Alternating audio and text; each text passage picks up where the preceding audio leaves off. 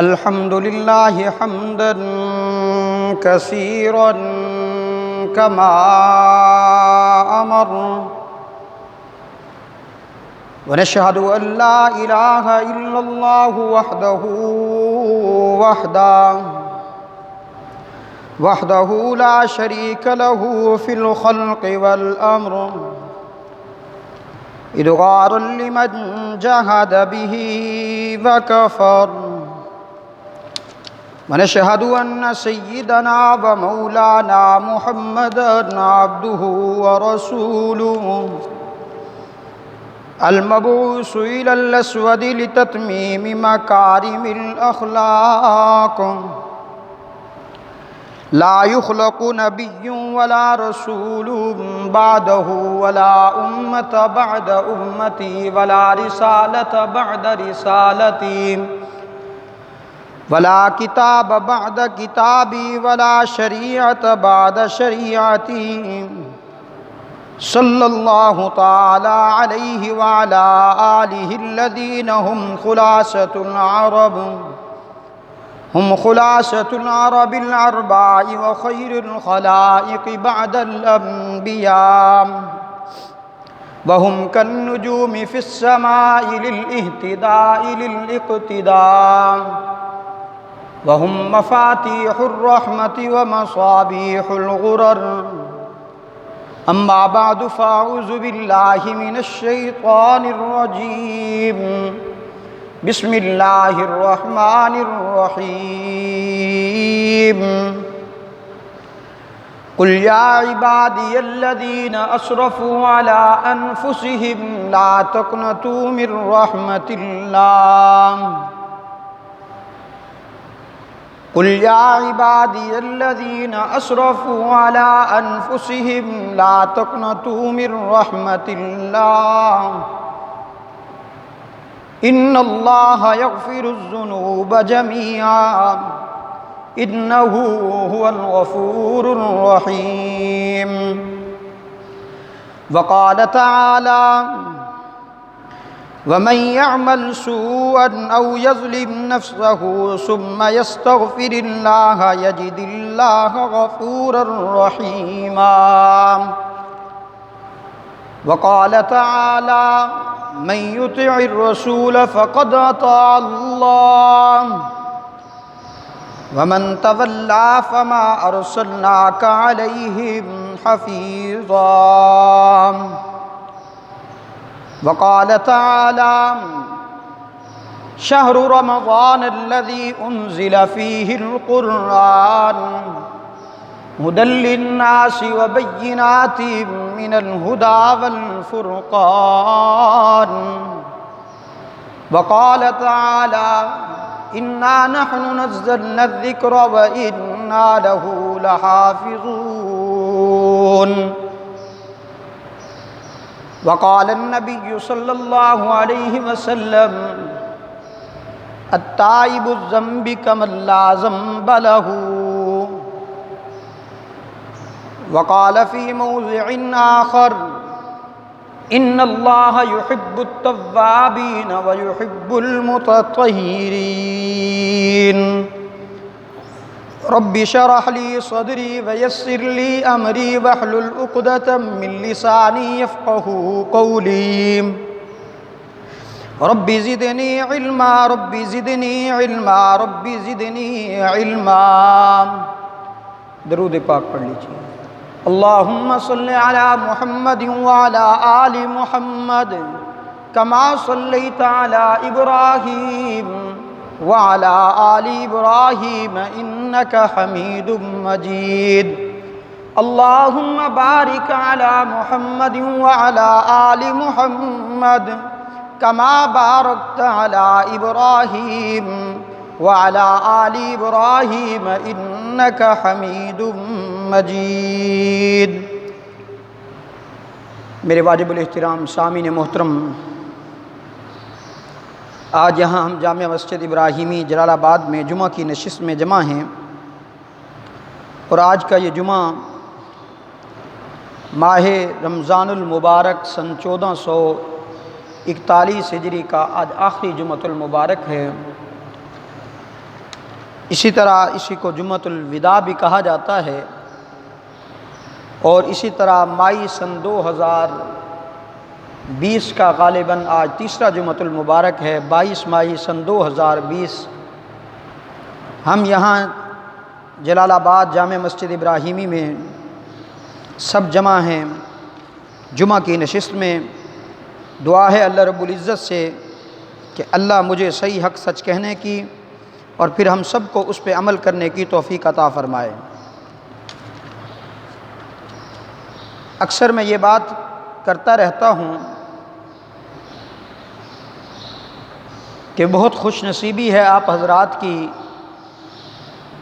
کہ آپ حضرات جمعے پر تشریف فرما ہیں، اور بالخصوص معتکفین کی سب سے زیادہ خوش نصیبی ہے۔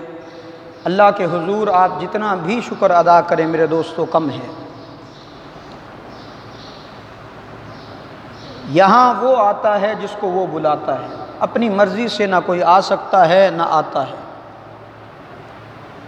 آپ حضرات اللہ رب العزت کے حضور اعتکاف کر کے بیٹھے ہیں، دعا ہے اللہ رب العزت آپ کا اعتکاف قبول فرمائے اور تمام معتکفین کا اعتکاف قبول فرمائے۔ معتکفین کے لیے ایک آدھی بات کر کے میں اپنی بات کو آگے شروع کرتا ہوں کہ آپ حضرات اپنا گھر بار چھوڑ کر کے آئے ہیں، اپنا قیمتی وقت،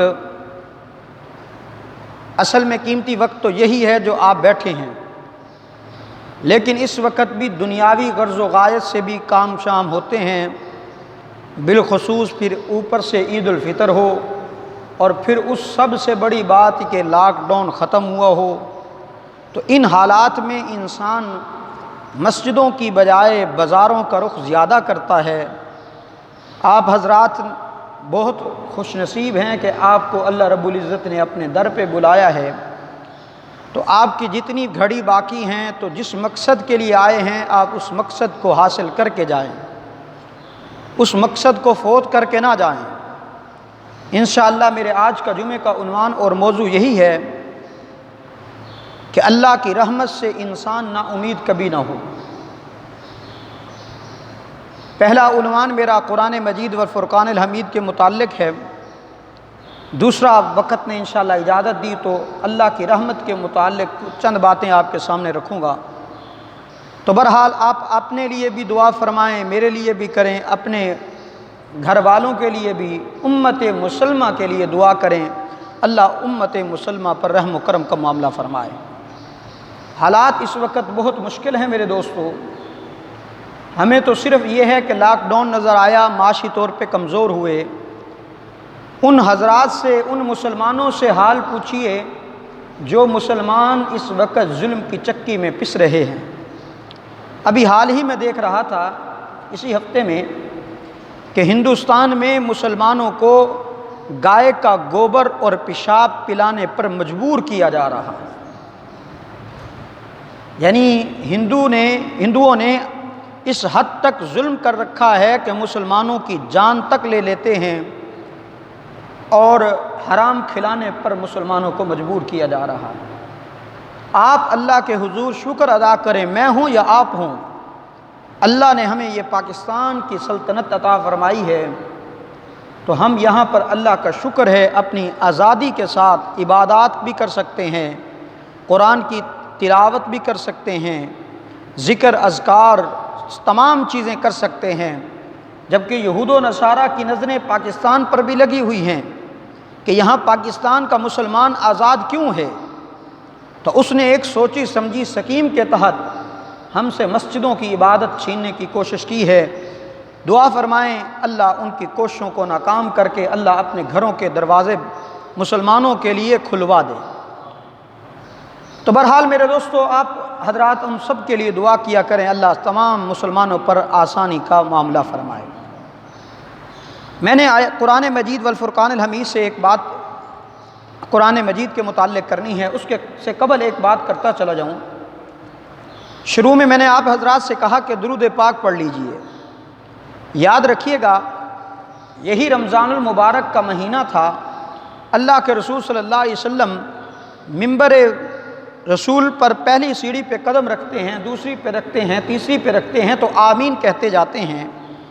صحابہ کرام رضوان اللہ تعالی علیہم اجمعین نے پوچھ لیا اللہ کے رسول آج یعنی آمین کہہ رہے تھے، دعا تو کسی نے نہیں کرائی، نہ آپ نے کرائی ہے، تو بلا آپ ایسے آمین کہہ رہے ہیں؟ تو اللہ کے رسول صلی اللہ علیہ وسلم نے فرمایا ہاں جبرائیل آئے تھے، کہا کہ وہ آدمی غرق و تباہ و برباد ہو جائے جس کے سامنے اللہ کے رسول کا نام آئے اور وہ صلی اللہ علیہ وسلم نہ کہے، آپ بلند آواز سے صلی اللہ علیہ وسلم کہہ دیجئے۔ اور انہی میں سے ایک یہ ہے کہ والدین زندہ ہوں تو والدین کا نافرمان ہو، اللہ اس کو بھی تباہ و برباد کرے۔ اور انہی میں سے ایک وہ ہے کہ جو رمضان المبارک کا مہینہ بھی پائے اور رمضان کے روزے نہ رکھے، وہ بھی تباہ و برباد ہو جائے۔ تو آپ میرے دوستو کنجوسی کا مظاہرہ نہ کیا کریں، جہاں بھی اللہ کے رسول صلی اللہ علیہ وسلم کا نام آئے تو صلی اللہ علیہ وسلم ضرور کہا کریں۔ زندگی میں ایک مرتبہ پڑھنا فرض ہے درود، ہر محفل میں جب بھی آقا دو عالم صلی اللہ علیہ وسلم کا نام آئے تو پڑھنا واجب کے درجے میں، مستحب کے درجے میں ہے۔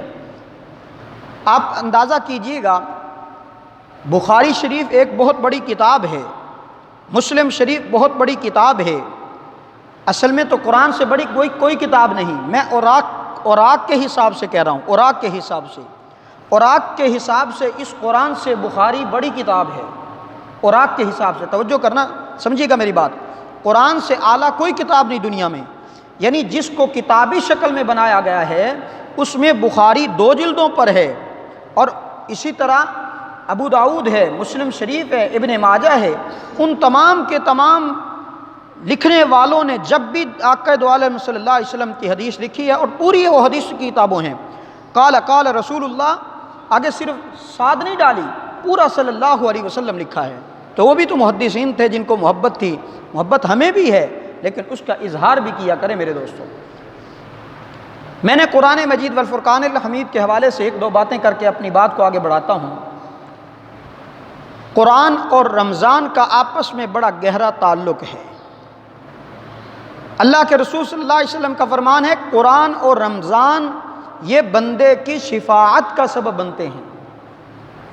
قرآن بھی اللہ کی بارگاہ میں اس بندے کی سفارش کرے گا جو قرآن سے محبت، قرآن کو پڑھنے والا ہو، اللہ اس بندے کو معاف فرما دے، دنیا میں اس نے مجھے اکیلا نہیں چھوڑا تھا، رات کو دنیا والے ٹی وی ڈرامے دیکھ کر سوتے تھے، یہ مجھے پڑھ کے سویا کرتا تھا، اللہ دنیا میں اس نے میرے ساتھ محبت کی ہے، اور آج میں قبر میں اس کو اکیلا چھوڑ دوں یہ نہیں ہو سکتا، میں اس کو جنت میں لے کر پہنچا کر کے ہی چھوڑوں گا۔ اور رمضان کے متعلق بھی ایسی بات ہی ہے، فرمایا رمضان بھی انسان کے لیے سفارشی بنے گا۔ تو قرآن کی تلاوت جتنی ہو سکے میرے دوستو کیا کریں، کیونکہ قرآن ایک ایسی کتاب ہے جو کسی کے پاس نہیں ہے، یہودیوں کے پاس نہیں ہے، نصارہ کے پاس نہیں ہے، ہندوؤں کے پاس نہیں ہے، سکھوں کے پاس نہیں ہے، اللہ نے امت محمدیہ کے مسلمانوں پر رحم و کرم کا معاملہ فرماتے ہوئے یہ کتاب امت مسلمہ کو دی ہے، امت محمدیہ کو۔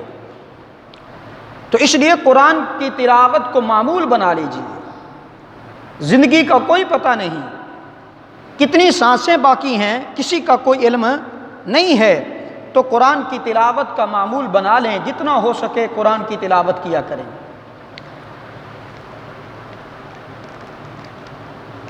رحمت کے حوالے سے، اللہ کے رحمت کے حوالے سے چند آیاتیں میں نے آپ کے سامنے پڑھی ہیں،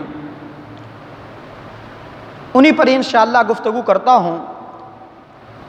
رب العالمین نے فرمایا قل یا عبادی الذین اسرفوا علی انفسہم لا تقنطوا من رحمت اللہ ان اللہ یغفر الذنوب جمیعا انہ هو الغفور الرحیم۔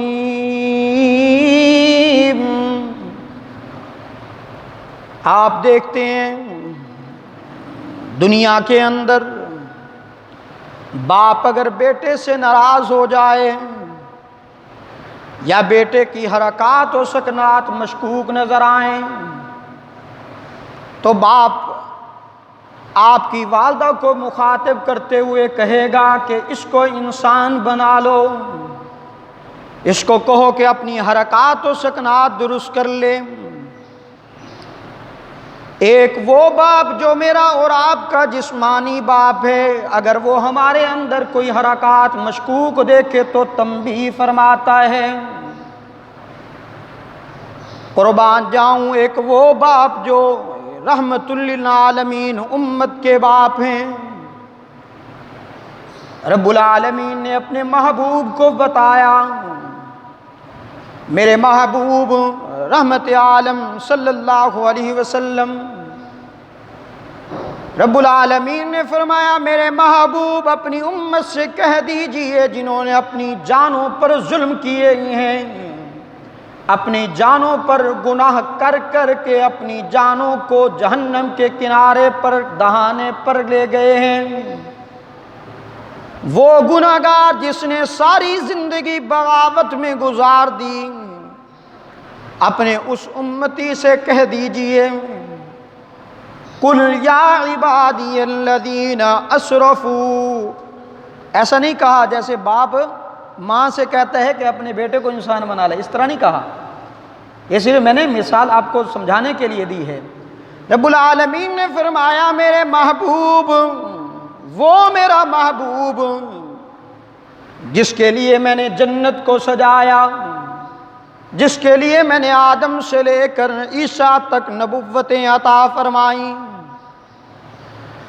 میرے محبوب اپنی امت کے ان گناہگاروں سے کہہ دیجئے جو گناہگار اپنی جانوں پر ظلم کرتے کرتے جہنم کے دہانے پر جا کر مایوسی کے عالم میں کھڑے ہو گئے، ان سے کہہ دیجئے قُلْ يَا عِبَادِيَ الَّذِينَ أَسْرَفُوا عَلَىٰ أَنفُسِهِمْ لَا تَقْنَطُوا مِن رَحْمَةِ اللَّهِ،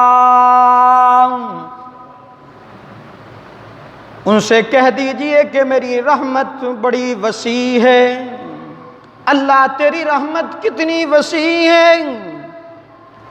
رب العالمین نے بھی تخیلات کی بات کر رہا ہوں کہا ہوگا، اور یقیناً اس بات کو میں کہہ رہا ہوں، رب العالمین کے ہاں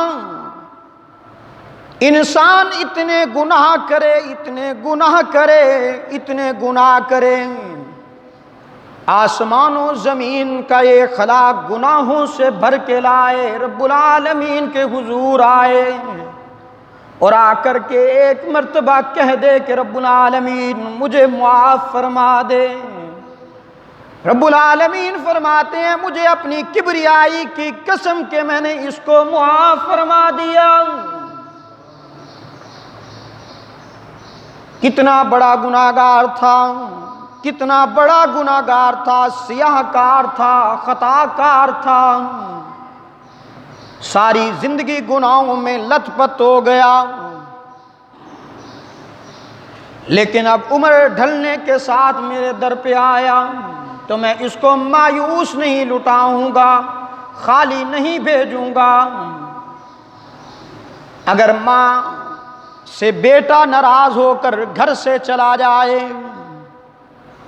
تو ماں ہر وقت انتظار میں رہتی ہے کہ کب میرا بیٹا آئے گا، تو ماں کی آنکھیں دروازے پر یوں لگی ہوئی ہیں کہ میرا بیٹا کب آئے گا، ماں کی آنکھیں استقبال کرتی ہیں اس بچھڑے ہوئے بیٹے کے لیے، لیکن وہ جو 70 ماؤں سے بھی زیادہ پیار کرنے والا ہے، وہ بھی اپنے بندے کی توبہ کے انتظار میں رہتا ہے کہ میرا بندہ کب میرے در پہ آئے گا۔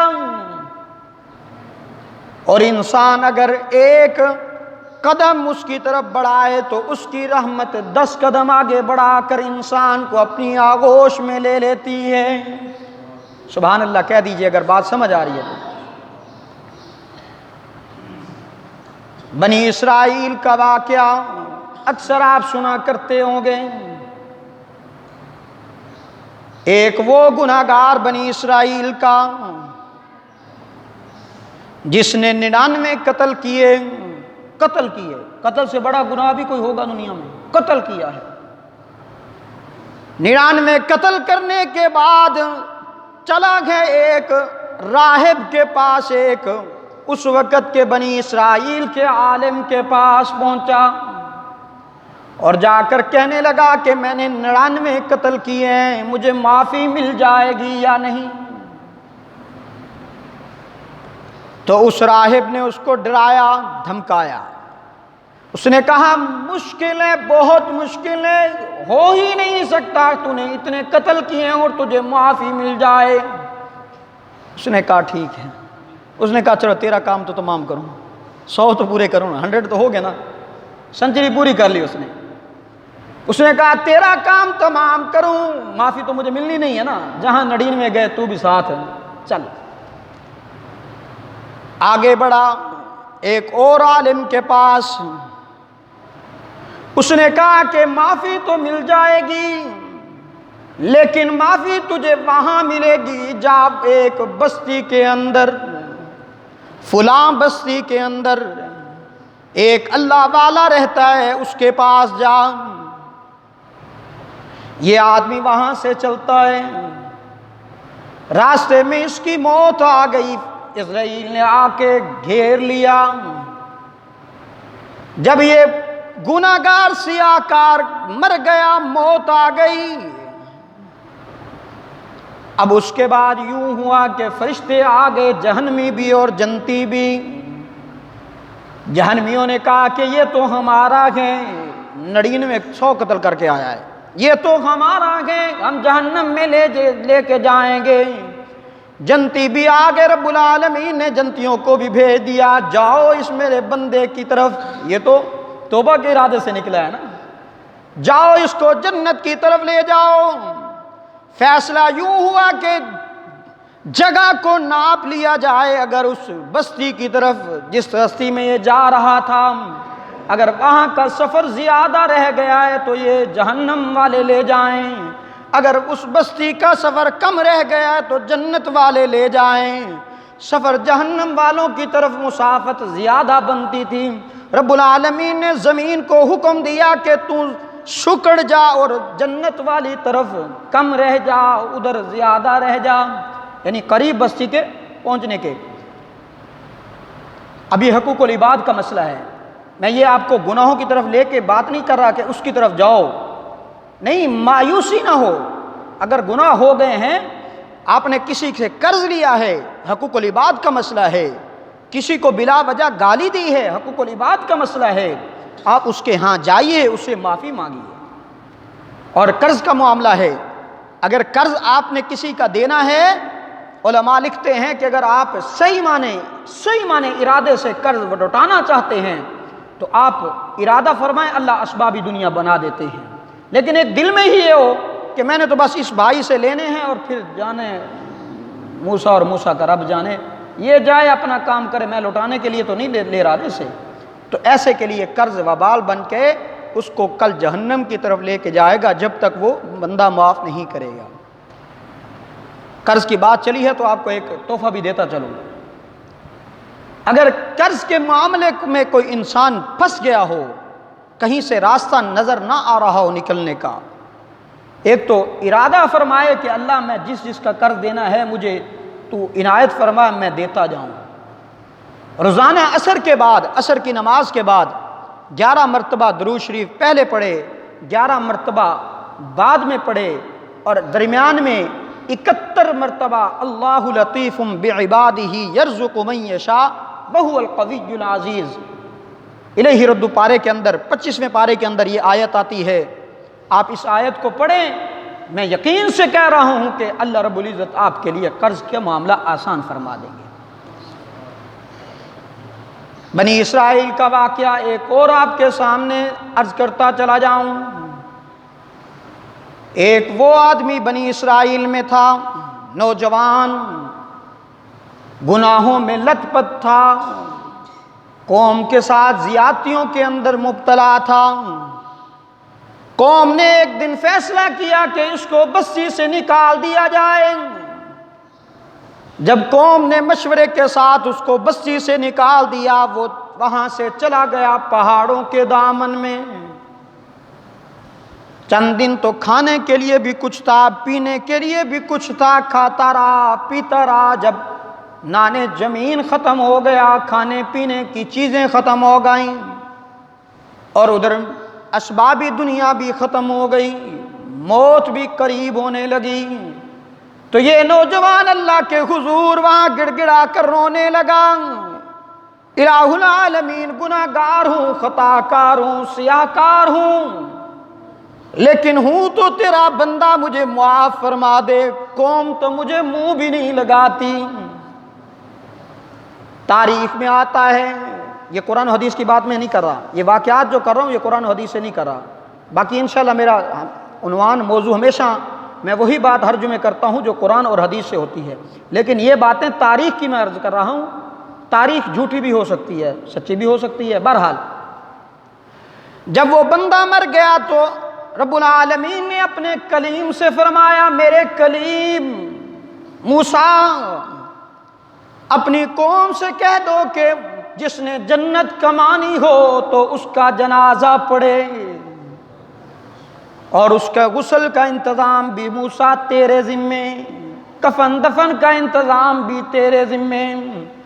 جناب موسیٰ کلیم نے صبح اٹھ کر کے اعلان کیا، قوم سے کہا کہ آؤ جس نے جنت لینی ہو میرے ساتھ چلے۔ موسیٰ علیہ السلام قوم کو لے کر جا رہے ہیں، جب قوم نے دیکھا یہ تو وہی نوجوان ہے جس کو ہم نے گناہوں کی وجہ سے، بدمعاشی کی وجہ سے، خباثت کی وجہ سے قوم سے نکال دیا تھا، بستی سے نکال دیا تھا۔ انہوں نے کہا موسیٰ یہ کیسی بات تو کر رہا ہے کہ اس کا جنازہ پڑھنے سے ہمیں جنت مل جائے گی، یہ تو اتنا بدکار تھا، اتنا خطا کار تھا۔ جناب موسیٰ کلیم نے اللہ کے حضور ہاتھ اٹھا دیے، رب العالمین قوم تو یہ کہہ رہی ہے مجھے بتا کہ میں کیا کروں، قوم کہتی ہے کہ یہ بدکار تھا، تو کہتا ہے یہ جنتی ہے، میں جاؤں تو جاؤں کہاں؟ رب العالمین نے فرمایا میرے موسیٰ میرے کلیم، قوم نے جس وقت اس کو نکالا تھا وہ گناہوں میں لت پت تھا، لیکن جب یہ مرنے کے قریب ہوا اس سے قبل اس نے میرے سے معافی مانگ لی ہے، توبہ استغفار کر لی ہے، تو میں نے اس کی توبہ قبول کرتے ہوئے میں نے تمہیں کہا کہ اس کا جنازہ بھی پڑھاؤ، کفن بھی دو، غسل بھی دو، اور جنازہ پڑھنے کے بعد اس کو تدفین کی طرف لے کر جاؤ، کیونکہ وہ گناہگار تھا، ہے نہیں تھا، وہ اب نہیں رہا، اب تو میرا محبوب بندہ بن گیا ہے۔ جناب موسیٰ بنی اسرائیل کا واقعہ اور آتا ہے، کہا سالی کا عالم پڑ گیا قوم پر، بارش کئی دنوں سے بند تھی۔ جناب موسیٰ کلیم نے قوم کو ایک چٹھیل میدان میں بلایا، اللہ کے حضور گڑ گڑا کر دعا کرنے لگے۔ رب العالمین نے فرمایا میرے کلیم اس تیرے مجمع کے اندر ایک ایسا گناہگار بھی ہے جس نے میری رحمت کو بہت ٹھکرایا ہے، جب تک وہ بندہ نہیں نکلتا تو میں بارش نہیں بھیجوں گا۔ جناب موسیٰ کلیم نے اعلان کر دیا کہ قوم میں جو ایسا گناہگار ہے وہ نکل جائے، اس کے سبب بارش نہیں ہو رہی۔ جناب موسیٰ کلیم نے جب اعلان کیا تو اس گناہگار نے یوں دیکھا، یوں دیکھنے کے بعد کہ کوئی محفل سے نہیں اٹھا، اور گناہگار تو میں ہوں، اور ہر آدمی اپنے ندامت کے اشک بہانے لگا، اور اس آدمی نے بھی اللہ کے حضور دلوں میں اللہ کے حضور توبہ استغفار کرنی شروع کر دی۔ اتنے میں رب العالمین نے بارش برسا دی۔ جناب موسیٰ کلیم نے اللہ کے حضور التجا کی، رب العالمین قوم تو سوال کرتی ہے کہ بندہ بھی کوئی نہیں نکلا، بارش کیسے آ گئی، قربان جاؤں۔ رب العالمین نے فرمایا میرے کلیم جب وہ گناہگار تھا تب بھی میں نے اس کی نشاندہی نہیں کی، اب تو میرا محبوب بندہ بن گیا، اب کیسے تمہیں بتا دوں کہ وہ فلاں بندہ تھا؟ جناب موسیٰ کلیم کے زمانے میں ایک اور نوجوان بار بار گناہ کرتا تھا، پھر توبہ کر لیتا، پھر گناہ کرتا، پھر توبہ کرتا۔ رب العالمین نے اپنے موسیٰ کلیم سے فرمایا، میرے کلیم اس آدمی سے کہہ دیجئے کہ اگر اس نے اب گناہ کیے تو میں توبہ قبول نہیں کروں گا، بلکہ میں اس کو عذاب کے میں گرفت کر لوں گا، سزا میں گرفت کر لوں گا۔ جناب موسیٰ کلیم نے جا کر اس آدمی سے کہا، رب العالمین کا پیغام دیا۔ وہ آدمی اللہ کے حضور التجا کرنے لگا، رب العالمین تیری رحمت تو اتنی وسیع ہے، میرے گناہوں سے بھی زیادہ آگے، لیکن تو اپنے موسیٰ کلیم سے کہہ کر پیغام بھجوایا، یہ مجھے دلی دکھ پہنچائے۔ رب العالمین اپنی کائنات کے سارے گناہ گاروں کے گناہ میرے پلڑے میں ڈال دے، جب سزا ہی دینی ہے تو پھر دے دے نا مجھے۔ جب اس آدمی نے اللہ کے حضور التجا کی، رب العالمین نے بھی اپنے کلیم سے فرمایا، میرے کلیم جا کر اس بندے سے کہہ دے کہ میں نے تمہیں معاف فرما دیا ہے۔ کتنی بڑی سعادت کی بات ہے میرے دوستو۔ رب العالمین قرآن مجید میں فرماتے ہیں، ان اللہ یحب التوابین ویحب المتطہرین۔ گناہ ہو جاتا ہے، انسان گناہوں کا پتلا جو ہوا، جب رب العالمین نے انسانیت کو پیدا کرنا چاہا تو فرشتوں کے سامنے اعلان کیا، میں ایسی مخلوق پیدا کر رہا ہوں۔ فرشتوں نے کہا، الہ العالمین، ہم تیری تسبیح بھی تو بیان کرتے ہیں، تحمید بھی کرتے ہیں، تو ایسی مخلوق پیدا کیوں کر رہا ہے؟ رب العالمین نے فرمایا، انی عالم ما لا تعلم، جو میں جانتا ہوں وہ تم نہیں جانتے۔ فرشتے یاد رکھیے گا، توجہ کرنا، ایک بڑا اہم جملہ کہنے لگا ہوں۔ فرشتے عبادت کرتے ہیں، تسبیح بیان کرتے ہیں، تحمید بیان کرتے ہیں، لیکن فرشتے آنسو نہیں بہاتے۔ یہ اعزاز انسان کو ہی حاصل ہے کہ جب انسان اپنے ندامت کے آنسو بہاتا ہے تو رب العالمین کی رحمت کو جوش آتا ہے، فرماتے ہیں میں نے اس کو معاف فرما دیا ہے۔ اور پھر فرشتوں میں اللہ نے وہ خواہش کا مادہ ہی نہیں رکھا، فرشتوں کے اندر وہ مادہ رکھا ہے جو اتباع ہی اتباع ہے۔ فرشتے اللہ کی نافرمانی نہیں کر سکتے۔ اللہ نے انسان کے لیے دونوں چیزیں رکھ دی، خواہش کا مادہ رکھ دیا، صراط مستقیم، دونوں راستے، جنت والا بھی جہنم والا بھی، بدی والا